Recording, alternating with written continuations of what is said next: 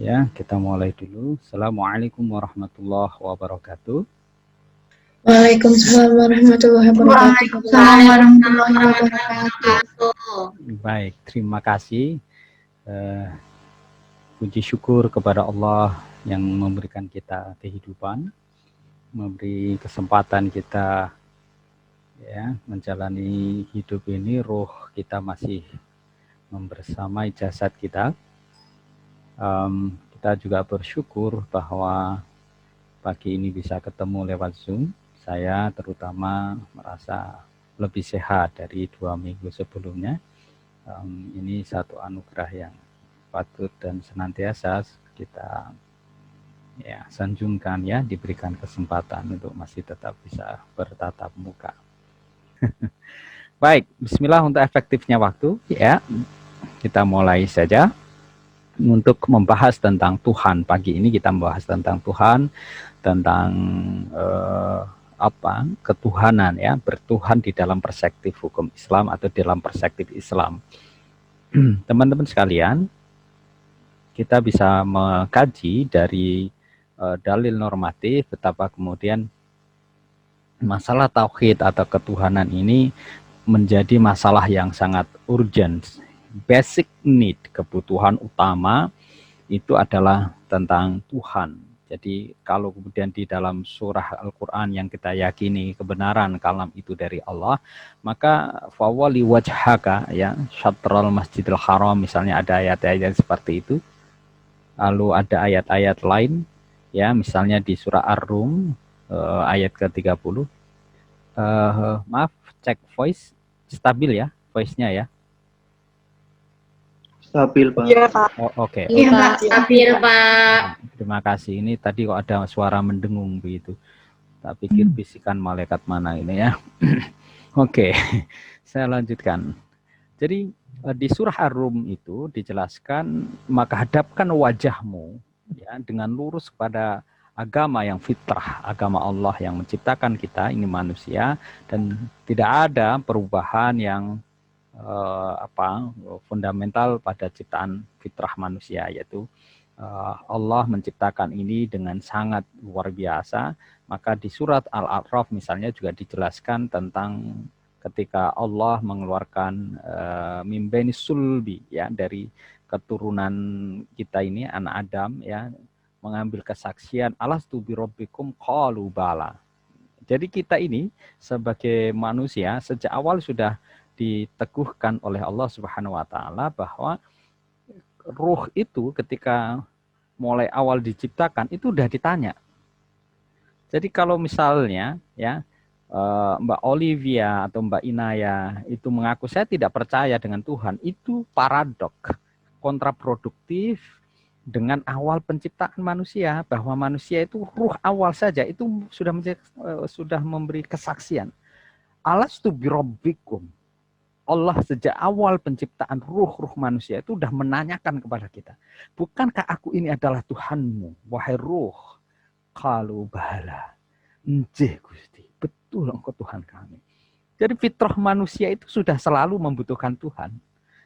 Cuma inna nafs la'amaratun bisu, nafsu ini yang seringkali menggiring kita seakan tidak butuh Tuhan, atau kemudian Tuhan kita sandingkan dengan yang lain karena Tuhan seakan tak terlihat. Lan nu'mina laka hatta narallahu jahara.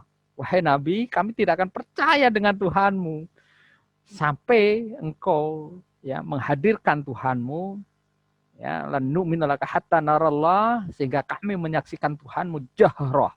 Jahrah itu ya seperti misalnya saya terlihat seperti ini, Mbak Malva, Mas Denis, ya, itu seperti yang jasadiah yang kelihatan itu. Padahal Tuhan tidak akan menampakkan itu. Nah, inilah kenapa kemudian ketika kemudian di dalam perkembangan kita berkehidupan ini mempertanyakan adanya Tuhan, enggak usah terlalu khawatir, karena pada prinsip atau awal penciptaan kita ini sesungguhnya fitrahnya sudah membutuhkan Allah dan mengakui bahwa Allah adalah Tuhan kita. Ya, itu didasarkan pada surah Al-A'raf 172. Lalu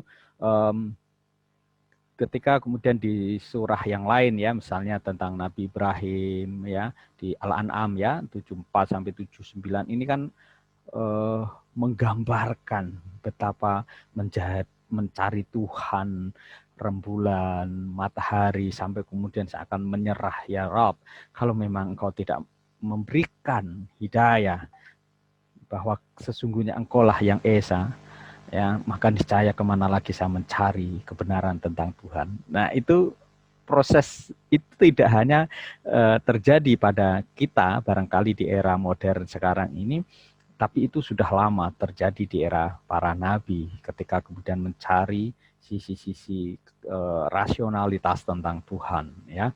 Baik, kita lanjutkan. Ini konsep dasar dalam Islam. Bagaimana lalu kita melihat dari sisi beralih, ya, sebentar kita ke barat. Izinkan saya share screen-kan di sini tentang ya, bagaimana kemudian orang-orang barat melihat, ya. Barat ini perspektifnya adalah mereka yang menggagas teori-teori rasionalitas tentang Tuhan, misalnya Max Muller, Taylor Robinson, ya, dan tokoh-tokoh yang lain. Kalau kemudian kita mencoba merujuk ke mereka, maka definisi tentang konsep itu didasarkan pada pengalaman lahiriah, pengalaman batinnya. Teman-teman mungkin punya pengalaman lahiriah itu, batiniah gitu, ya. Saya termasuk tahadus bin nikmah itu merasa bersyukur karena di usia habis sarjana sekitar 2004-an saat itu, Tuhan seakan sedang berbicara. Berbicara tentang apa?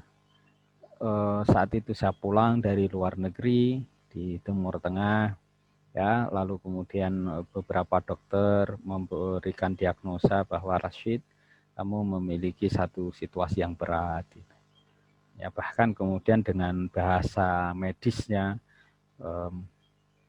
ini bisa mematikan, gitu.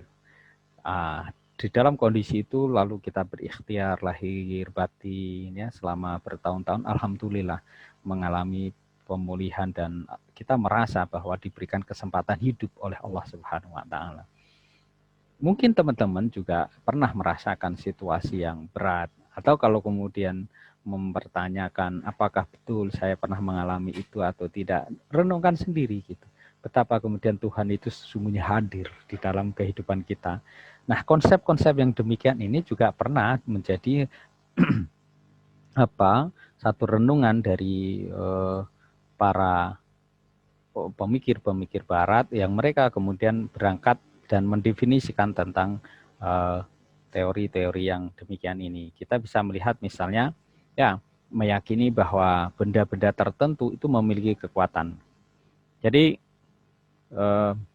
Mbak kita, ya, misalnya Mbak Alifa gitu, jangan dikira kalau nanti teman-teman misalnya ke Oxford University misalnya, ya, ke barat, ke Amerika, ke Eropa, atau kemudian ke Australia, jangan dikira bahwa mereka juga tidak memiliki persepsi terhadap hantu itu. Cuma hantunya mereka kan berbeda dengan hantunya kita. Ya, Mbak Citra pernah lihat pocong? Oke, suster ngesot. Dan lain-lainnya. Itu hantu-hantu Indonesia itu.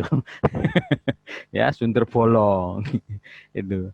Tapi kalau hantu-hantunya barat itu kan kayak zombie, ya, Halloween itu, ya.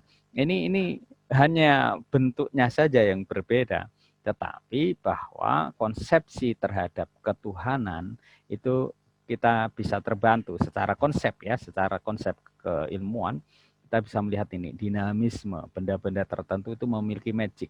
Misalnya ake, ya, diyakini gitu ada magic. Lalu kalau kemudian ya, walaupun itu novel, ya, hanya menggambarkan Harry Potter dengan tongkatnya, ya, kemudian tokoh-tokoh yang lain. Bagaimana kemudian dengan aliran atau pemikiran tentang animisme bahwa ruh, ya, peran ruh dalam kehidupan ini bisa membuat bahaya dan celaka. Lalu politisme, ruh yang dianggap memiliki kelebihan sebagai dewa. Enoteisme, satu bangsa hanya mengaku satu dewa yang disebut dengan Tuhan, namun mengakui Tuhan bangsa lain, dan monoteisme mengaku satu Tuhan. Nah, kita ini kan di dalam konsep ini adalah konsep Islam, ya. Di dalam kerangka ini kita meyakini bahwa beberapa pemikiran umat Islam terhadap adanya rasionalitas, menekankan pemakaian akal secara intensif dalam memahami semua ajaran dan keimanan. Kita mengenal ini Mu'tazilah, Qadariyah, ada Jabariyah, ada Asy'ariyah dan Maturidiyah. Di dalam konsepsi kalangan Qadariyah, manusia ini memiliki kebebasan dalam berbuat dan berkehendak, sehingga Tuhan ya itu sesungguhnya akan sangat tergantung dengan ikhtiar perilaku kemanusiaan kita itu sendiri. Tapi berbeda dengan Jabariyah, manusia tidak memiliki kemerdekaan dalam berbuat kehendak. Jadi kalau misalnya ya teman-teman yang sekarang kuliah ini ya, Mbak Sania, Mbak Lia, ya Mbak Amalia misalnya gitu, Mbak Rizka, semuanya itu dalam persepsi konsep Jabariyah, ya kuliah ini karena Tuhan menghendaki itu. Nanti kalau mati mati aja.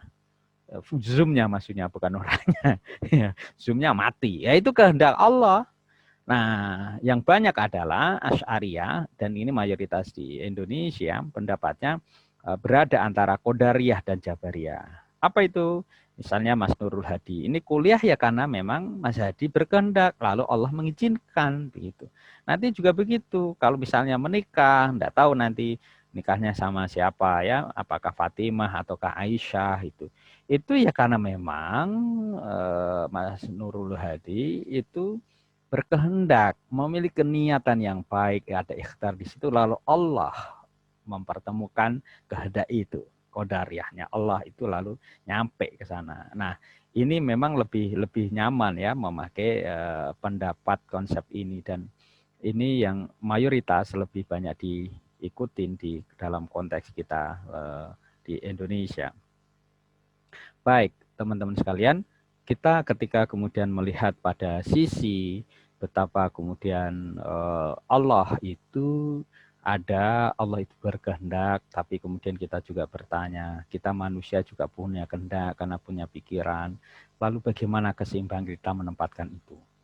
Nah, disinilah kenapa kemudian menjadi penting pada konsep tentang ketuhanan ini, kita bisa melihat misalnya Allah, maaf ini masih ada yang masuk, saya klik dulu ya, kasihan nanti kalau tidak di. Oke, Mbak Siti Yaumil Qiyamah. Nah, good. Maaf. Ya.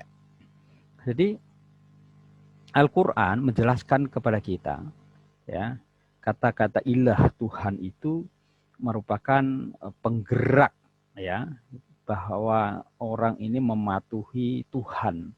Kita sebagai abad. Di dalam Al-Quran misalnya kita lihat ya pada surah Al-Baqarah 165, wa minan nas mayattakhidhu min dunillah andada yuhibbunahum kahubbillah. Ini menjadi menarik nih gitu.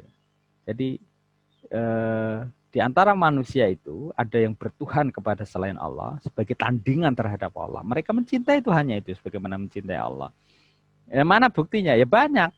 Tuhan-Tuhan kecil itu kan seringkali muncul dalam kehidupan kita. Ya maka hati-hati tuh. Pekerjaan bisa menjadi Tuhan baru, keluarga yang kemudian bisa menjadi Tuhan baru. Ya, tanpa sadar kan? Gitu.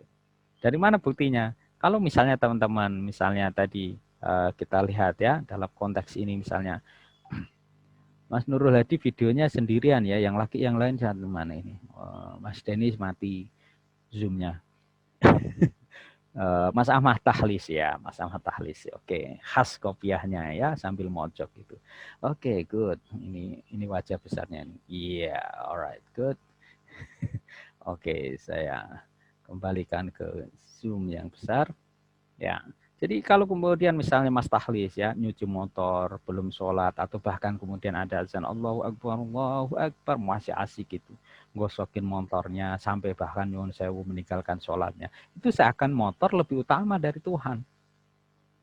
Ya, atau misalnya nanti Mbak Malva menikah dengan suaminya ya, lalu bersendaguro, betul itu menjalankan amar ma'ruf atau saling ma'ruf dengan suaminya, saling berjumbu dengan kebaikan-kebaikan, itu memang perintah Allah. Tapi ketika kemudian justru melalaikan sholat, nah itu menjadi kontraproduktif karena Allah itu nomor satu, lalu orang tua, lalu kemudian sisi selanjutnya.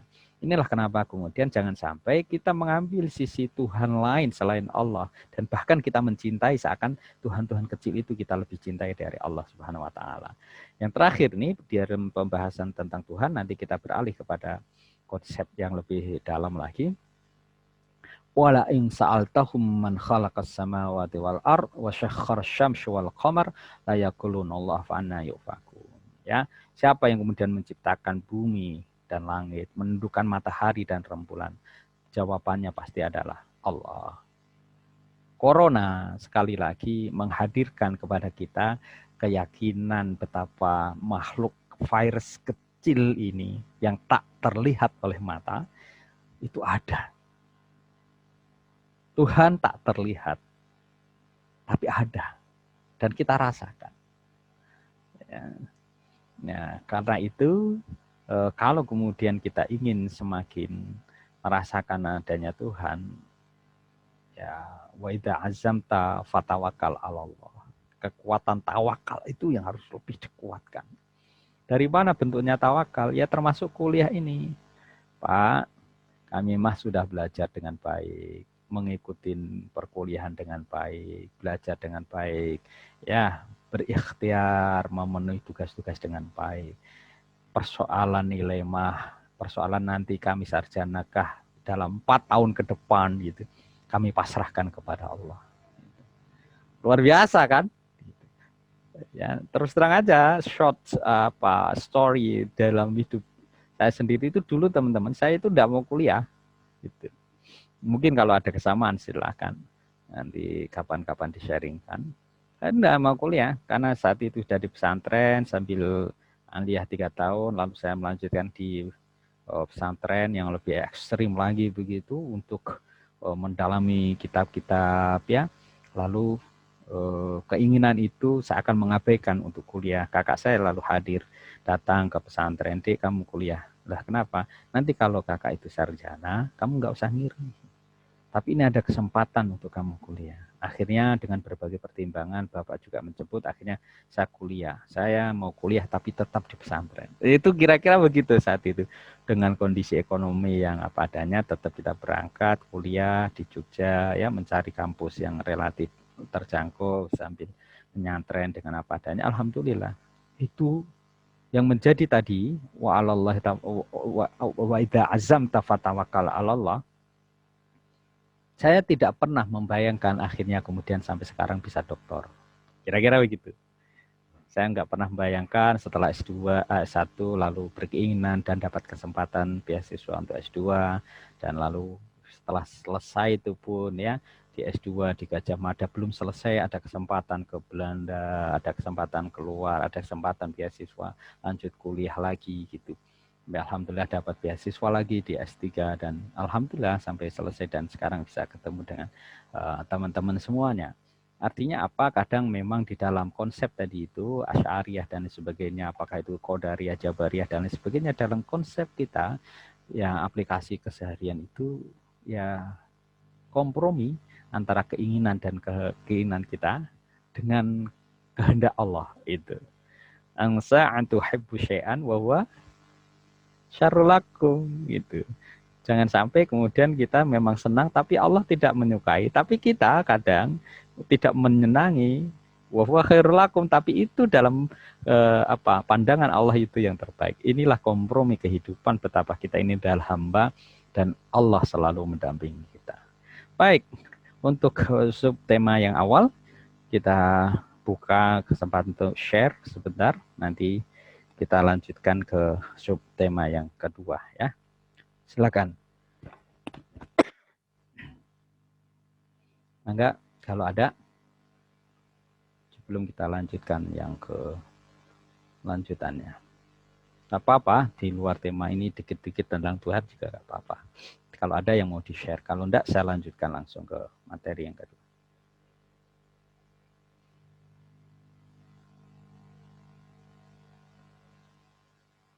Ada? Baik. Oh, enggak ada. Ya. Ya. Good.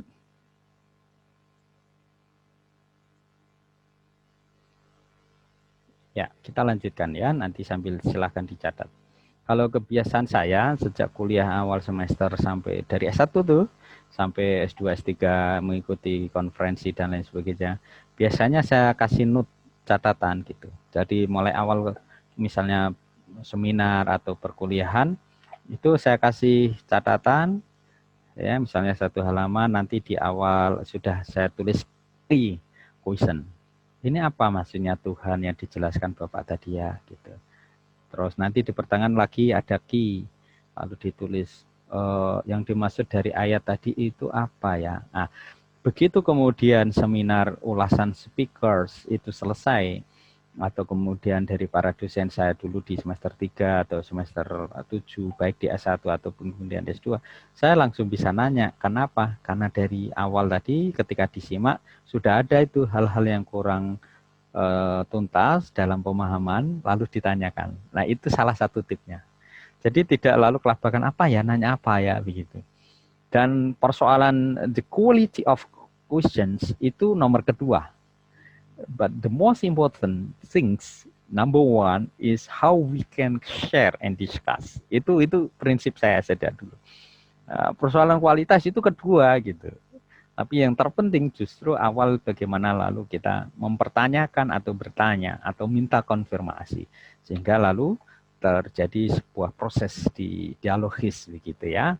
Baik, itu salah satu tipnya sehingga teman-teman bisa lebih aktif ketika di dalam proses pembelajaran baik di mata kuliah apapun atau di dalam forum apapun di seminar, workshop atau whatever di small community misalnya atau small discussion misalnya begitu sehingga teman-teman dari pribadi yang di SMA itu menjadi pribadi yang silent people, menjadi pribadi yang lebih aktif dan produktif ya di dalam membangun komunikasi, share and discussion itu. Thank you. We next to point tentang Tuhan ya, tentang Tuhan. Oke. Konsepsi ketuhanan di dalam Islam kita bisa mengerti betapa kemudian Islam itu menjadi final religion ya, agama yang paling terakhir, tidak ada agama setelahnya. Mestinya begitu dan kita diyakinkan betul bahwa Rasulullah memberikan peneguhan dan ini kan yang kemudian kita baca dalam sejarah ketika kemudian para sahabat menangis kenapa Rasulullah itu mengatakan al-yauma akmaltu lakum dinakum wa atmamtu lakum wa atmamtu alaikum ni'mati wa raditu lakum al-islam madinah. Ya, pada hari ini telah kusempurnakan kamu agamamu, kucukupkan nikmatku ya, ku ridhoi Islam sebagai agamamu. Itu kan menangis itu para sahabat karena itu tahu. Kenapa? Karena ini yang kemudian membuat berarti Rasulullah akan meninggal dunia gitu. Ya. Dan Rasulullah ketika meninggal dunia, kita bisa melihat ekspresi ketidakpenerimaan seorang siapa? Seorang sahabat ya Umar bin Khattab ketika kemudian siapa yang mengatakan bahwa Muhammad meninggal dunia akan aku bunuh gitu. Sampai kemudian Abu Bakar As-Siddiq ya naik ke mimbar lalu mengatakan siapapun yang meyakini bahwa Muhammad ya itu sebagai Tuhan maka Muhammad sesungguhnya adalah manusia dan telah meninggal dunia. Tapi siapapun yang kemudian bersaksi bahwa Tuhan Allah itu adalah Tuhan, tiada Tuhan selain Allah, maka dia akan kekal abadi adanya. Dan setelah itulah kemudian Umar bin Khattab meyakinkan dirinya bahwa memang Nabi Muhammad adalah utusan Allah, manusia sebagaimana bashar yang lain, manusia yang lain, sehingga meyakini bahwa Allah telah menyempurnakan agama Islam dan inna dina indallah Islam, karena sesungguhnya hanya Islam ya yang kemudian benar. Bagaimana dengan agama-agama yang lain? Islam ini ya teman-teman bisa pahami bukan dalam konteks di dalam agama ini berarti Kristen dan yang lain sebagainya. Kristen yang dibawakan oleh para Rasulullah, para Rasul sebelumnya itu juga benar gitu. Pada eranya. Ini yang menjadi penting. Jadi Nabi Musa, ya kalau kemudian juga kita bisa melihat Taurat dan Zabur yang diberikan kepada para nabi terdahulu, fi suhufi Ibrahim wa Musa, di surah Sabbih isma rabbikal a'la itu, kita yakini agama-agama yang disebut dalam Al-Quran itu sebagai dinan hanifa, agama yang lembut, yaitu Islam gitu. Jadi apa yang kemudian yakini dari Nabi Adam sampai Nabi Nuh terus Nabi Ibrahim sampai kemudian yang Nabi Muhammad itu dinal hanifah yang mengesahkan Allah, bukan yang kemudian menuhankan Tuhan sampai Tuhan itu menjadi tiga dalam Trinitas dan lain sebagainya. Itu yang kenapa kemudian keyakinan yang mengalami penyimpangan gitu. Itu yang kita yakini di dalam konsep Islam ataupun kemudian di dalam konsep religious studies. Wa may yabtaghi ghairil Islam dinan falyuqbalu minhu wa huwa fil akhirah minal khasirin. Jadi kalau kemudian ini ya berdasarkan ayat ini, siapa yang kemudian mencari agama selain Islam ya siap-siap kecewa aja. Wa may yabtaghi ghairil Islam dinan falyuqbal, maka tidak diterima. Ya.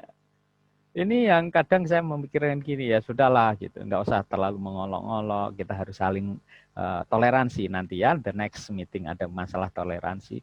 Kita ini meneguhkan bahwa Tuhan kita itu Allah. Dan tidak ada Tuhan selain Allah.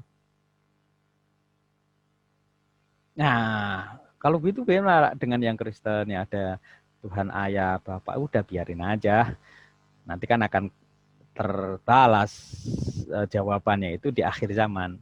Tapi begini ya teman-teman sekalian, ini this is my reflection. Refleksi dalam pengertian begini.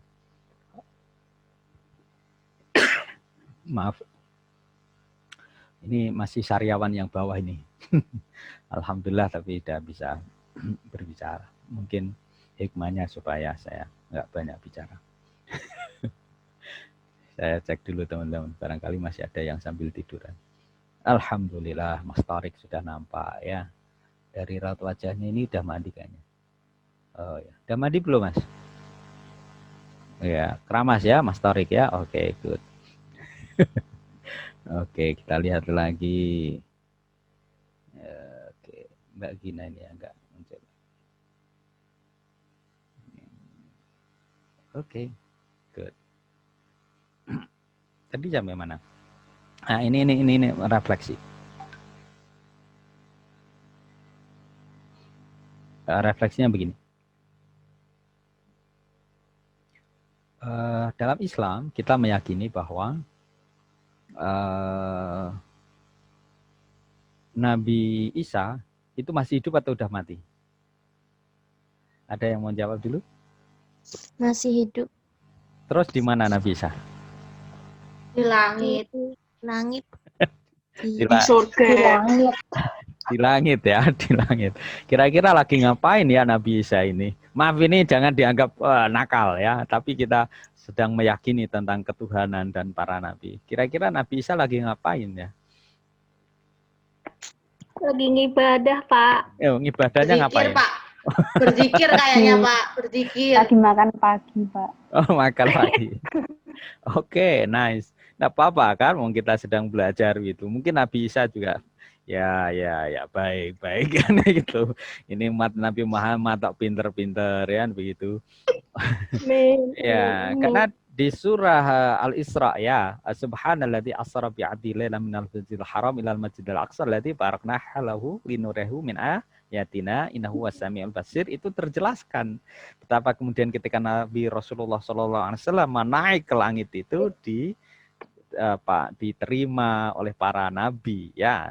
Nah, salah satunya ketika proses penerimaan sholat 5 waktu, dan ini masyhur, kita meyakini semuanya dan kita jalankan sholat 5 waktu itu kan hasil lobby dari para nabi. Umatmu tidak kuat dan seterusnya, kan begitu. Dan dari gambaran description betapa Rasulullah perjalanan itu tergambarkan para nabi ada di level-level surga, kan begitu ya. Apalagi kalau kemudian Nabi Isa, termasuk kita yakini di beberapa ayat itu tentang kisah Nabi Khidir juga masih hidup ya.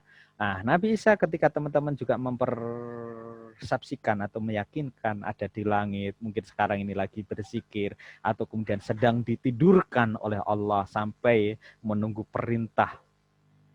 Ya, perintah apa? Untuk turun ke bumi ini.